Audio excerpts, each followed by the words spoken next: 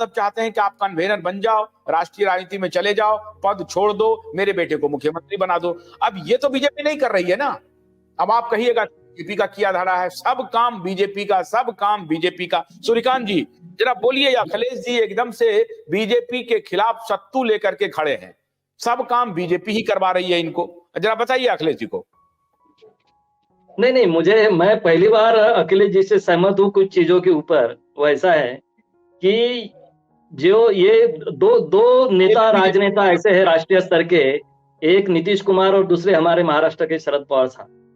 इनकी राजनीति जो होती है ना, वो संधि, हम मराठी में जिसको संधि साधु बोलते हैं, संधि अगर मिल गई तो उसके अंदर अपना कुछ स्पेस ढूंढ लेते हैं ये लोग। उन्होंने ऐसी क्या आज तक की राजनीति किया, अपने बलबूते के ऊपर ये कभी चुनाव नहीं जीतते, ऐसी इनकी स्थिति है। आज फिलहाल हालत ऐसी है उनकी कि करे तो क्या करे, ऐसी स्थिति हो गई। अगर आज भाजपा उनको लेने के लिए तैयार नहीं, लेकिन एक बात के वकीली जी से मैं सहमत ऐसा हूं कि ये दरवाजे के नहीं ऊपर गए, ये बराबर है, लेकिन दरवाजे बंद कर दिया अमित शाह ने जरूर कहा है, लेकिन खिड़की खुली हुई है क्या? आज के दिन में ऐसा दिखता है कि बड़ी सी खिड़की शायद खुली हो सकती है।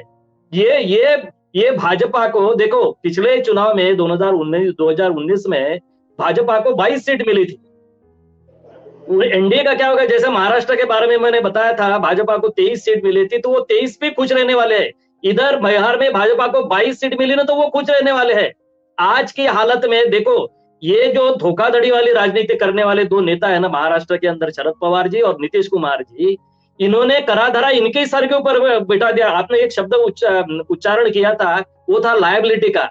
ये लायबिलिटी अभी दूसरों के ऊपर नहीं होगी, खुद वो जो लायबिलिटी उन्होंने क्रिएट की है वो खुद के ही सर के ऊपर अभी बैठ गई है उनके। ऐसी स्थिति हालत हो गई है अभी नीतीश कुमार जी की।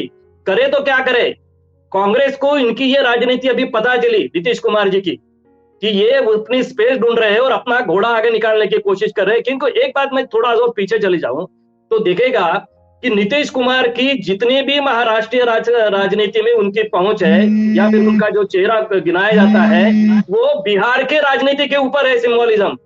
वो राष्ट्रीय स्तर के ऊपर कोई बहुत ज्यादा वोट लेकर नहीं आते हैं, लेकिन बिहार के अंदर उनका सांसद चुन के लाते हैं, इसलिए उनका नाम है। आप देखिए, इससे ज्यादा चुनाव में इससे ज्यादा सीट तो दक्षिण के लोग लेकर आते हैं, लेकिन उतना उनकी पहुंच नहीं रहती राष्ट्रीय राजनीति में।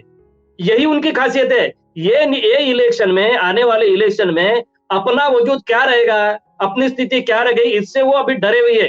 देखो, मैं एक चीज से, लालू प्रसाद यादव जी के राजनीति से मैं जितने दिन से मैं पत्रकारिता कर रहा हूं, मैं उनसे सहमत नहीं होता, लेकिन लालू प्रसाद यादव जी की एक खासियत ऐसी है कि लालू प्रसाद यादव जी ने कभी भी धोखा देने का काम नहीं किया, वो अपने शब्द घुमाते नहीं है। नीतीश कुमार और शरद पवार जी, ये दो ऐसे लोग हैं कि जो कभी पलट देंगे अपने पलट से, ये पता नहीं चलता है। इसलिए आज की स्थिति में नीतीश कुमार जी की हालत बहुत खराब है। इसमें बीजेपी का कोई रोल नहीं है, अपनी लायबिलिटी खुद ही बना ली है और खुद ही उसके तले दबे चले हुए है। जी, अब आपको नीतीश कुमार में एक बहुत बड़ा करिश्मा नजर आता है। आपको लगता है कि नीतीश कुमार इंडिया अलायंस के एकदम से एक प्रकार से मेकर्स हैं और वो इंडिया अलायंस बना करके सब कुछ काम करने वाले हैं। सूर्यकांत जी कह रहे हैं कि नीतीश कुमार और शरद पवार की छवि अपने अपने प्रदेश में और राष्ट्रीय स्तर पे धोखा देने वालों की छवि है। ऐसे व्यक्ति को कोई प्रधानमंत्री के रूप में कैसे चुनेगा? ये बिल्कुल आप सही कह रहे हैं। मैं सूर्यकांत जी के इस बात से मैं सहमत हूं, लेकिन इसका पलटवार ये मैं कर सकता हूं कि देश में ऐसे कौन नेता हैं जो झूठ नहीं बोलते हैं और पलटते नहीं हैं। नहीं, देखिए, झूठ बोलना और पलटना अलग बात है कि पार्टी छोड़ करके दूसरे तरफ चले जाना, ये तो नहीं है, हुआ है ना। ये इन्होंने कहा ना कि लालू यादव के बारे में इन्होंने कहा ना, लालू यादव ने कभी ये नहीं सोचा, चाहते तो लालू यादव बीजेपी के साथ गलबहियां करके अपने बेटे को मुख्यमंत्री बना सकते थे, लेकिन उन्होंने कभी समझौता नहीं किया। ये कहते हैं आइडियोलॉजिकल प्लैंक पर वो खड़े हैं बीजेपी के खिलाफ। हाँ, ठीक है, ठीक है। अपना लालू प्रसाद का अपना अलग स्टैंड है। मैं इस बात को सुनिए, आज अगर अजित पवार, एक मिनट सुनिए, अगर अजित पवार उसी करप्शन के चार्ज में इन्वॉल्व हैं, उस वही करप्शन का चार्ज तेजस्वी और लालू जी के ऊपर है, तो अगर अजित पवार आकर के डिप्टी सीएम बन सकते हैं तो तेजस्वी भी बीजेपी के साथ आकर के मुख्यमंत्री बन सकता है। ये तो नहीं, बिल्कुल बन सकता है, बिल्कुल बन सकता है। तो ये बात सामने आ गई ना देश की राजनीति के सामने कि नीतीश कुमार और लालू यादव की जो राजनीति है बिल्कुल अलग अलग ट्रैक की है। नीतीश कुमार की राजनीति अपने ट्रैक पर चलती है और उनके ऊपर एक शब्द भी चस्पा है कि ये पलटू राम है। यही आप कहना चाह रहे हैं ना? मेरा ये कहना है कि राजनीति में पलटने का खेल पलटू राम आखिर है कौन नहीं नेता है इस देश का। यहाँ तक कि प्राइम मिनिस्टर मोदी भी है, अमित शाह भी है।